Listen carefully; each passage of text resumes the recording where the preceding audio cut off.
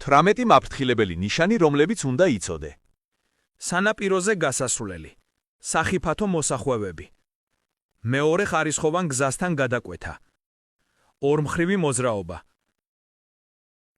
შუქნიშნით რეგულირება, თანაბარ მნიშვნელოვანი გზების გადაკვეთა, ველობილიკის გადაკვეთა, ბავშვები, ხელოვნური უსწორმასწორობა, უსწორმასწორო გზა, სახიფათო მოსახვევი, წრიული მოძრაობის გადაკვეთა, ქვის ცვენა, ციცაბო დაღმართი, ტრამვაის ხაზის გადაკვეთა, პირუტყვის გადარეკვა, ქვეითთა გადასასვლელი, სხვა საფრთხეები. ბრეინჰაუსი. ისწავლე თეორია 4 დღეში.